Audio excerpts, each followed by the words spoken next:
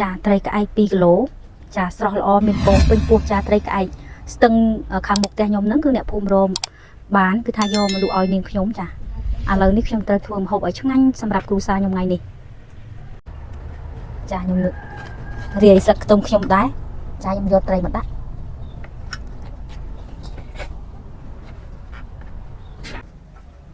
ចាប្រកាសជាឆ្ងាញ់ពុកម៉ែបងប្អូនអើយ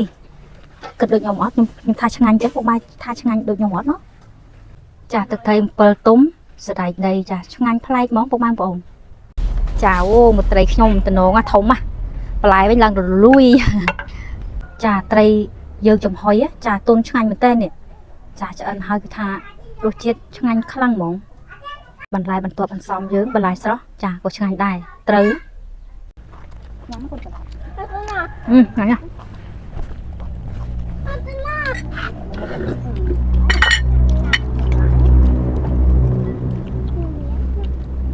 ញ៉ាំទាំងអស់ណាឆ្ងាញ់ទាំងអស់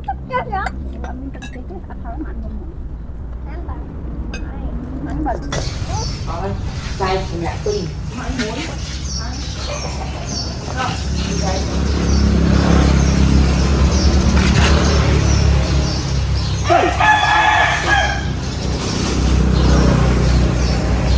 bà xoái vậy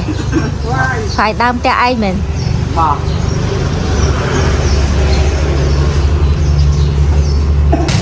nhạc quy bạn đây đây hả ơi mày đây nhạc quy ao tôi ao ni ớt ao giờ xài ni ớt nè trai ai không à 7 គីឡូចាគាត់ទេមកខ្ញុំមិញហ្នឹងបងថ្លៃខ្ញុំថាអ្នកចិត្តផ្ទះគាត់គឺដាក់ត្រីបាន7 គីឡូ2គីឡូជាងខែមកស្អីជប៉ុននេះមួយទៀតទេចាអរគុណក្មួយណាមួយយកមកឲ្យទុកក្រោមតែក្អែកធំ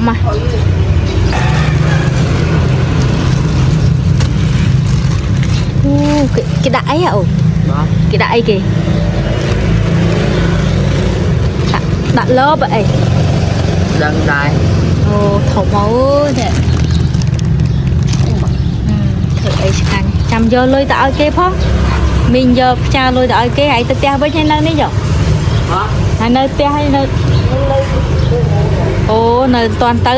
ចាំមីងផ្ចាទៅណា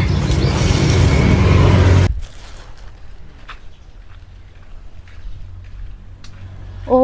យខ្ញុំដើមកទូតខ្ញុំនោះគឺថាផ្លែឡើងស្មុកស្មាញឡើងពេញដើមហ្មងប៉ុន្តែអត់បានញ៉ាំសោះពុកម៉ែបងប្អូនហើយប៉ុន្តែឥឡូវនេះចង់អស់បាត់ទៀតហើយមើលចកោមកគេខ្ញុំថាទុកឲ្យរីកបន្តិចឲ្យបានបេះញ៉ាំម្ដងអញ្ចឹងណាតែអត់បាននៅទេពុកម៉ែបងប្អូនដោយសារអីដោយសារតែបងប្អូនខ្ញុំច្រើនអ្នកអញ្ចឹងគាត់ចង់ញ៉ាំគាត់បេះស្មាម៉ានក៏បានដែរតែខ្ញុំអត់ហាមគាត់អីទេគាត់ហូបក៏ហូបទៅគាត់ថាខ្ញុំវាមិនទាន់បានញ៉ាំអត់មានឱកាសអត់មានពេលមុនណាថាផ្លែពីនេះឡើងក្រាលឥឡូវមានអីស្បោយអស់លីងប៉ែតអីថ្ងៃណាចង់ហូបនឹងបេះហូបអីរីកខ្លះនេះពេញសាច់ហូបទូជ្រះហ្មង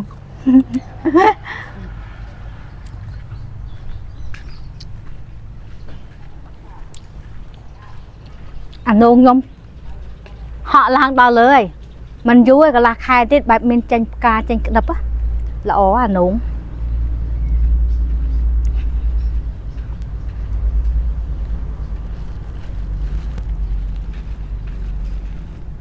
ម៉ៃកតមើលស្វាយនៅលើត្បូល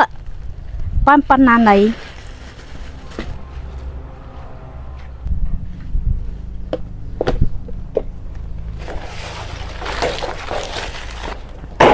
នេះឃើញទេមើលគេគង់បានប៉ុណ្ណាណៃឃើញអត់នេះមើលអូយមើលស្បុកក្រងនៅលើនឹងទៀតការពារស្វាយអីអូយមកធំដល់ហើយបើបានធំល្អអី3ហ្នឹងចូល7 គីឡូនេះស្វាយគីឡូពុកម៉ែបងប្អូនស្វាយនេះឆ្ងាញ់ណាស្វាយគីឡូហើយនៅខាងលើនោះមានទៀតចាជំរាបសួរពុកម៉ែបងប្អូនចាស់វិលមកជួបគុនធាម្ដងទៀតហើយគឺគុនធាចង់បង្ហាញមុខម្ហូបមួយទៀតហើយពុកម៉ែបងប្អូនដោយសារតែគុនធាចាស់ទិញបានត្រីអ្នកភូមិគេយកមកលក់ឲ្យដល់ផ្ទះចាស់បងថ្លៃខ្ញុំគឺគាត់ ឃើញត្រីល្អអញ្ចឹងគាត់ខលមកខ្ញុំទាំងព្រលឹមតែម្ដងចាខ្ញុំមកពីតោប្អូនវិញដែរហើយគឺខ្ញុំទិញបានបន្លែស្រស់យកមកញ៉ាំជាមួយនឹងចំហុយត្រីខ្ញុំចាខ្ញុំដាក់ចំហុយត្រីគឺចំហុយបន្លែដែរហើយទឹកជ្រលក់គឺខ្ញុំធ្វើទឹកជ្រលក់7ទុំចារៀងប៊ីបកូនកាត់ដែររៀងស្តៀងទឹកត្រីផ្អែម7ទុំអញ្ចឹងតំណងឆ្ងាញ់ពុកម៉ែបងប្អូនហើយបន្លែហ្នឹងគឺខ្ញុំមានហូបឆៅខ្លះនិងហូបឆ្អិនខ្លះហើយស្ពៃក្តោបនេះគឺខ្ញុំទិញអ្នកមណ្ឌលគិរីនៅមួយទៀតខ្ញុំនឹងចំហុយជាមួយត្រីចាឲ្យមានបន្លែឆ្អិនខ្លះហូបអញ្ចឹងណាប្រហែលជាឆ្ងាញ់ពុកម៉ែបងប្អូនណោះចាឥឡូវគុនធាចាប់ផ្ដើមធ្វើតែម្ដងចាត្រីគុនធានេះគឺថាបានធំមែនតើតម្ងថាមើលទៅទំនងសាច់ផ្អែមហ្មងណាចាមើលនេះធំចាគាត់ថាស្ទើ2ខាំហ្នឹងគឺគាត់ថែមត្រីនេះឲ្យមួយតាមពិតទៅថែមត្រីឲ្យត្រីនេះប្រហែលជា2ខាំដែរពុកម៉ែបងប្អូនគាត់លក់1គីឡូ20000ចាដល់ពេលគាត់ថែមនេះឲ្យ2គីឡូជាងគាត់គិត40000ឲ្យចាបានន័យថាគាត់ឲ្យយើងដូចថែមតិចតួចឲ្យដែរចាឥឡូវខ្ញុំយកទៅកោសកាសិនណា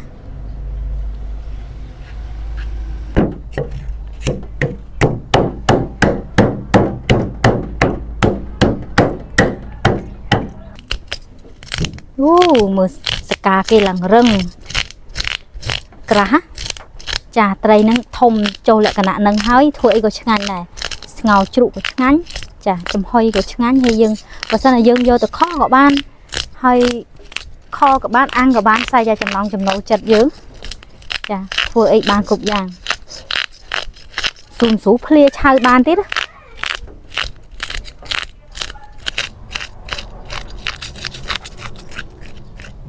អាកន្លែងពោះវានេះដឹងតែឆ្ងាញ់ហ្មងខ្លាញ់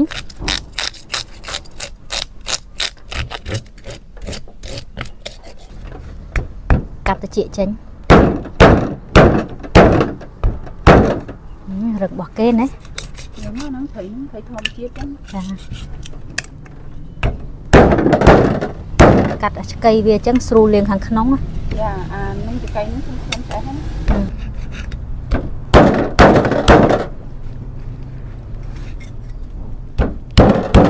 ចាកប៉ុតយើងក៏មិនសូវជាមុតពុកម៉ែបងប្អូនកុំសោកយំខ្ញុំអី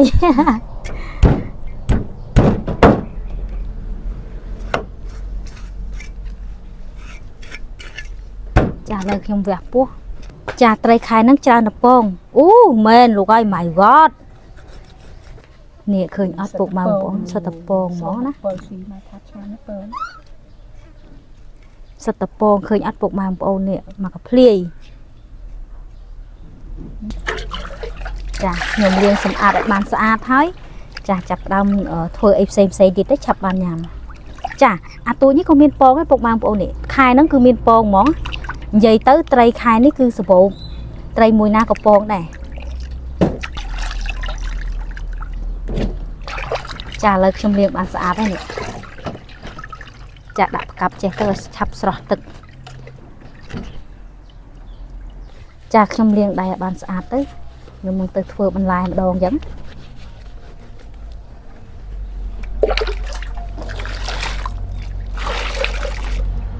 ចាបន្លែខ្ញុំមានហូបឆៅមានត្រសក់ហើយនឹងសាឡាត់ស្រួយហើយនឹងជីនឹងវងចាអត់មានជីគ្រប់មុខថ្ងៃហ្នឹងបងអូនអត់បានទិញមកចាហ្នឹងហូបឆៅបានទឹកខ្ទឹមខ្ញុំដាក់យកមកចំហុយចាមានសពបែបយ៉ាងឯពុកម៉ែបងប្អូននេះមានតាំងពីផ្ទី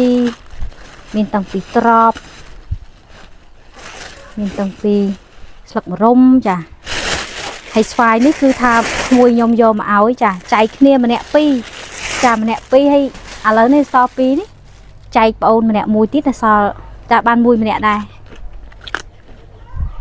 ចាមុននឹងលាងបន្លែខ្ញុំយក7ទុំខ្ញុំមកត្រាំឲ្យវាចេញជាតិសិនណាស្រួលយកទឹកវាយកទៅធ្វើទឹកជ្រលក់ចាទឹក7ទុំចា7ខ្ញុំទិញមកពីអ៊ំខ្ញុំចាល្អមែនតើគឺគាត់បេះផ្ទាល់ដៃហើយខ្ញុំយកទៅដាក់ទូត្រជាក់អញ្ចឹងហូបបានយូរបើយើងដាក់ខាងក្រៅវាអាចជាមានខ្មោចហើយនឹងយូរទៅខ្មៅប៉ិតែបើយើងដាក់កន្លោហើយដាក់ទៅក្នុងទូត្រជាក់ចានៅក៏ហមល្អរហូតចាបានប្រើបានយូរអញ្ចឹងចាមួយឆ្នាំទៅអស់ហើយដល់មួយឆ្នាំអ៊ំលក់ឲ្យយើងទៀតបានន័យថាវាអត់ដាច់ទេ ចាត្រាំក្នុងទឹកឲ្យបានរីក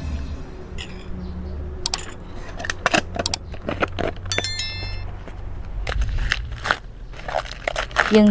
បន្លែដែលហូបឆៅមុន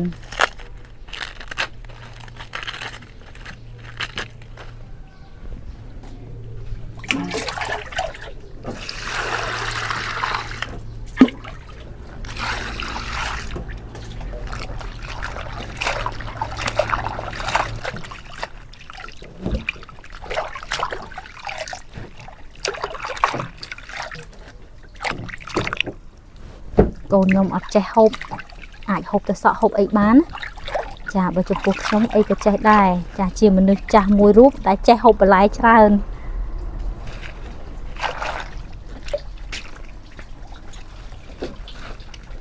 ចាដាក់ផ្សេងគ្នាមួយហូបឆៅមួយហូបឆ្អិនណោះ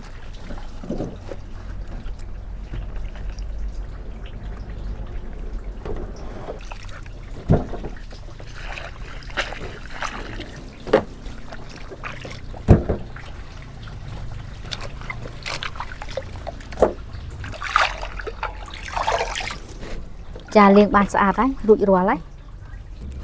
ខែហ្នឹងស្រួលប្រកាត់ភ្លើងមែនតែនដោយសារអីស្ងួតអត់មានភ្លៀងអត់សើមអស់ចាអត់សើមចក្រានអត់សើមអីចឹងស្រួលប្រកាត់ភ្លើងកាត់តិចតិចឆេះទ្រិលអូខ្ញុំយកពីខេត្តខ្ញុំមកស្វាយរៀងចាម៉ែគាត់ទៅរើចឲ្យហើយខ្ញុំដាក់គូតឡានយកមកចាបានដិតទៅរងថ្ងៃចានៅទៀតខ្ញុំអាធំអត់ទាន់បានកបែលជា2ហ្នឹងយកអាទូចមកដុត4ណានេះ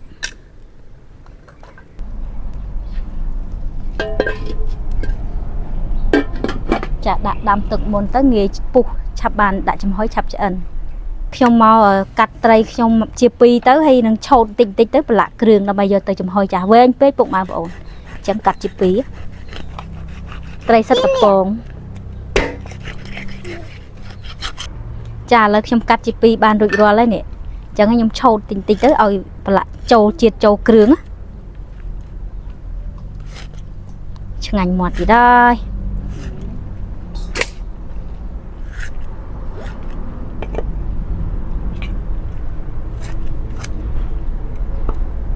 សិតតពងដិបហ្មងខ្ញុំប្រឡាក់ប្រេងខ្យង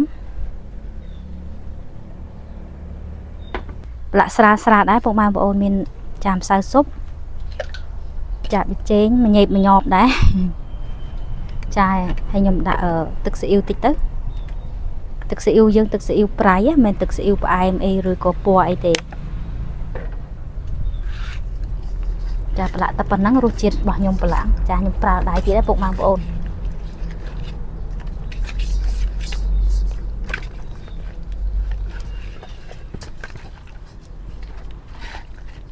អត់ដាក់ស្ករដោយសារខ្ញុំខ្លាចឆ្អាបចាប្រឡាក់ត្រីដាក់ស្ករឆ្អាប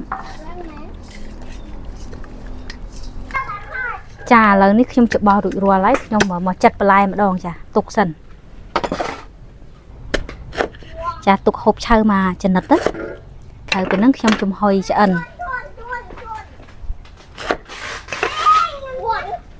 ចារៀបដាក់ពីក្រោម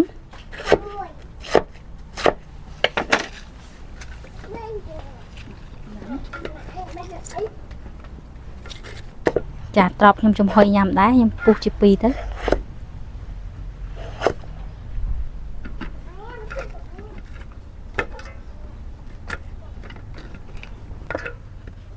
ចាស្ងៀតពោត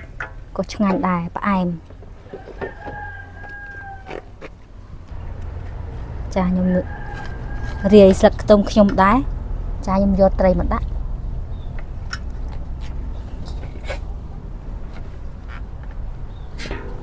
ចាគ្រឿងគ្រើខ្ញុំអត់ចោលទេខ្ញុំដាក់ទាំងអស់ដើម្បីឲ្យចូលទៅបន្លែវាឆ្ងាញ់បន្លែអញ្ចឹងណាចាប្រកាសជាឆ្ងាញ់ពុកម៉ែបងប្អូនអើយគិតដូចខ្ញុំអត់ខ្ញុំថាឆ្ងាញ់អញ្ចឹងពុកម៉ែថាឆ្ងាញ់ដូចខ្ញុំអត់ណោះខ្ញុំថាឆ្ងាញ់ណាចាស្ពៃទឿអូពេញឆ្នាំងបាត់ទៅហើយតែទ្រោមបន្លែហ្នឹងពេលយើងដាក់ចំហុយទៅអាចទ្រោមចាតបមកទៀតនេះទី ចានេះស្លឹកម្រុំ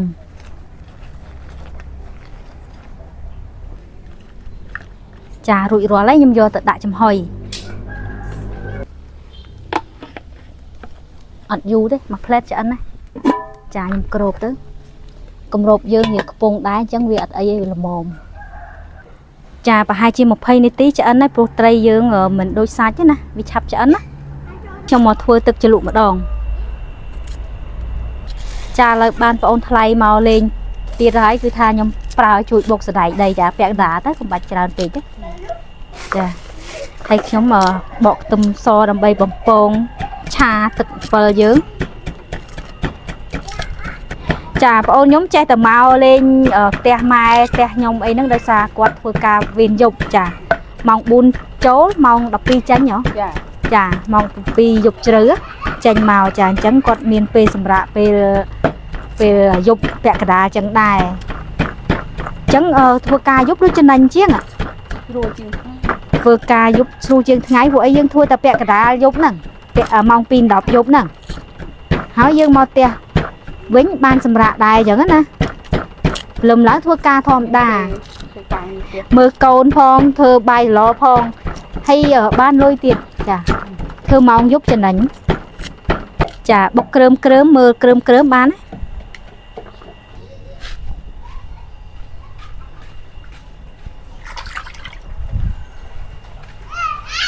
អូកូនខ្ញុំមកទៀតហើយដល់ម៉ោងបាយថ្ងៃត្រង់ទៀតហើយតន់ឆ្អិនចាកូនជិះស៊ូមីងហងកូនស៊ូមីងចាចាំបាច់តម៉ែប្រាប់អីទេវៃទម្លាប់តដែរអូនោះម៉ែចំហុយប្រហុកទៀតហើយអូមកធ្វើមុខបើភ្នែកធំលឺប្រហុកកូនខ្ញុំលឺប្រហុកបើភ្នែកធំថាអត់ឆ្ងាញ់តែមានបន្លែកូនកូនឯងភ័យតែអត់ឆ្ងាញ់កូនណែប្រហុកចំហុយចាខ្ញុំខកកូនខ្ញុំពុកម៉ែបងប្អូនចាហើយទឹកមុខគាត់ឡើងស្ងួតចំហុយត្រីសិតតពងត្រីនោះនឹងមកត្រីដាក់ទឹកស៊ីអ៊ីវហ្នឹងចានឹងហើយត្រីដាក់ទឹកស៊ីអូត្រីដាក់ទឹកស៊ីអ៊ីវអូមកគេធ្វើអូនចូលចិត្តទឹកអ៊ីវអូនចូលចិត្តចាឥឡូវយើងត្រៀមខ្ទឹមក្រហមទៅដើម្បីដាក់ក្នុងទឹកជ្រលក់ចាមានម្ទេសខ្ទឹមក្រហមចូលទៅក្នុងទឹកជ្រលក់យើងរត់តែឆ្ងាញ់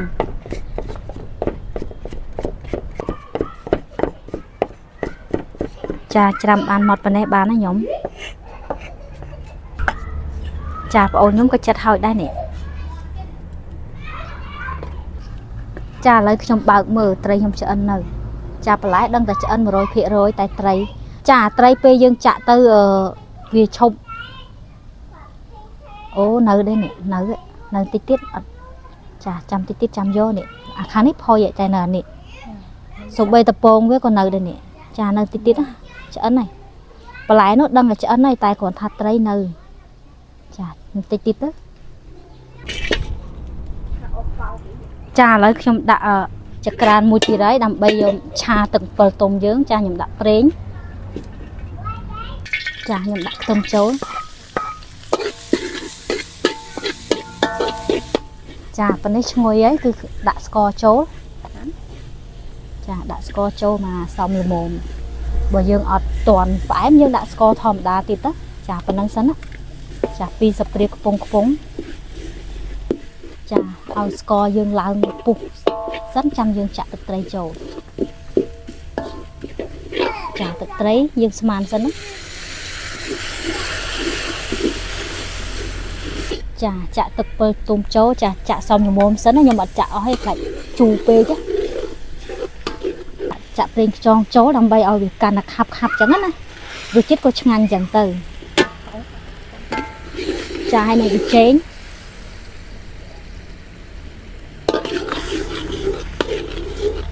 ចាដាក់ម្សៅស៊ុបតិចទៅឲ្យមានជាតិកាន់តែឆ្ងាញ់ចឹងណាចាបន្ទាប់មកទៀតគឺខ្ញុំដាក់ទឹកចាឲ្យរៀងតិចទៅបើយើងចង់បានខាប់ឲ្យវារីងតិចទៅណាហើយដូចខ្ញុំនិយាយចឹងបើសិនជាចង់ឲ្យវាខាប់យើងទុកឲ្យវារីងទឹកបន្តិចចឹងណាតែសម្រាប់ខ្ញុំទុកដាក់សណ្ដែកដីទៀត តាពូហ្នឹងគឺខ្ញុំលើកហើយចាពូបានល្អខ្ញុំលើកទុកឲ្យវាត្រជាក់បានខ្ញុំដាក់មើមខ្ទឹមម្ទេសនិងសណ្តែកដីពួកអីយើងដាក់ក្តៅចេះបែកក្លិនរៀងខ្ពុលហ្មងខ្ញុំចំណាំហើយចាឥឡូវទឹកជ្រលក់ខ្ញុំមើលទៅត្រជាក់នៅសល់អ៊ុនដែរតែប៉ុណ្ណឹងដាក់បានហើយអីបញ្ញាប់ហូបហើយពុកម៉ែបងប្អូនចាខ្ញុំដាក់អញ្ចឹងហើយខ្ញុំដាក់សណ្តែកដីចូលចាសណ្តែកដីចូលទៀតហឺតែតំណងពុកម៉ែបងប្អូនណោះ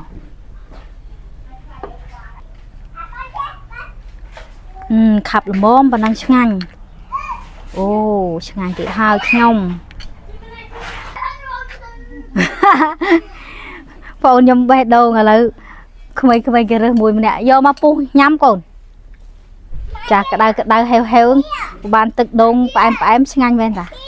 ចាអូអរគុណកូនតើឲ្យម៉ាក់សៅកាប់ឲ្យញ៉ាំមើល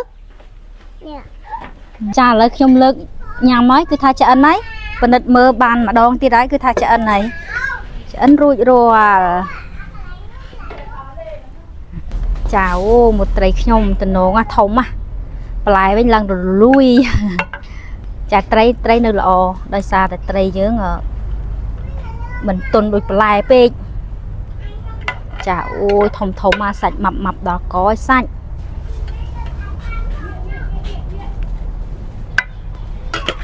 ចាដាក់បន្លែមកចំហៀងចាបន្លែយើងឡើងច្រើនមុនដំបូងតែដល់ពេលឥឡូវឡើងតិចតែមួយចាខ្ញុំមានបរោះរឹងមាំមួយជួយដួសបាយឲ្យញ៉ាំដែរនោះ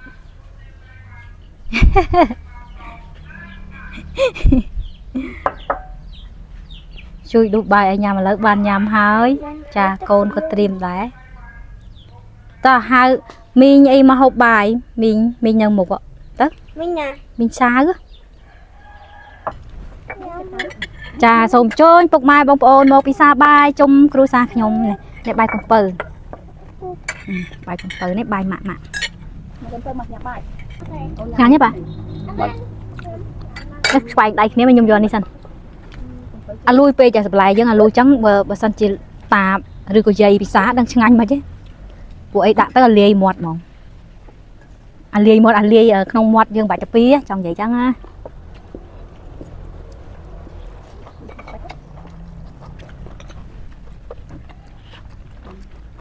ញ៉ាំคนก่อน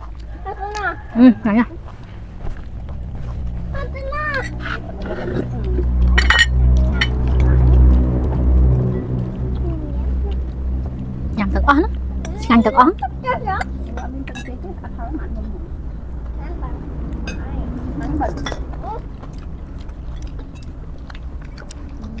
បន្លែឆៅហូបអត់ដាក់សក់អ៊ំសក់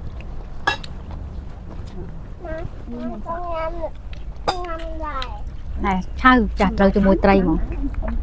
ពងធំចែកក្មេងៗហូបដល់ឆ្អែតចាគាត់មានអ៊ំខ្ញុំមកពេញចានពងត្រី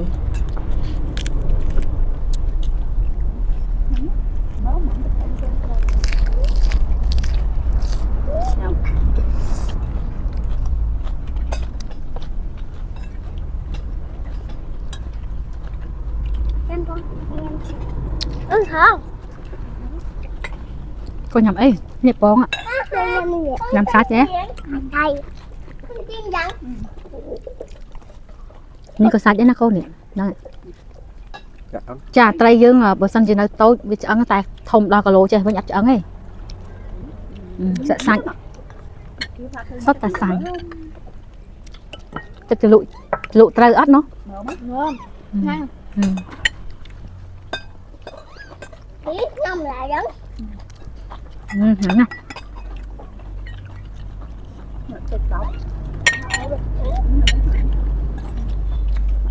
vậy tha lại dương ngạo nó phải món nè giờ cái xã giờ ấy đâu bánh đâu bánh chẳng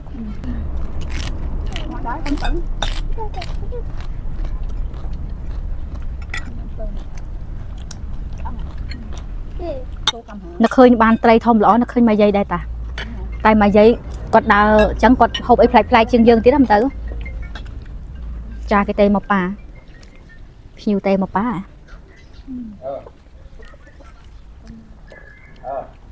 cha ngày nó cứ ngày ru rôn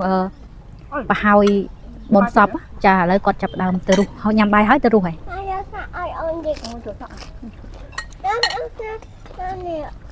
ô giờ nó bót mình phải cùng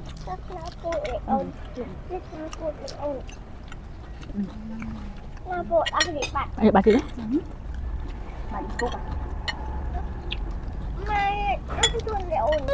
cha phục mai một ôn mà hộp một bên ấy bật chia ngay bên sầm rập nhom cha tray tấn cha tray thò mà chết cha thưa nhằm chạy tớiคือtha miền tèng bắn lái miền tèng sách cha cứ pin chặt thì tha miền cái đây sọc tay mà đong phục mai một ôn cha lời ní con thia xôm mình chọc video tay trâm đi cha phục mai bong ôn bà pin chặt video con thia chui subscribe like and share ơi con thia mình nè mùi phong phục mai bong ôn cha lời ní con thia xôm chùm riệp ria cha chúc kia nơi vi tao cài tiết nào bye bye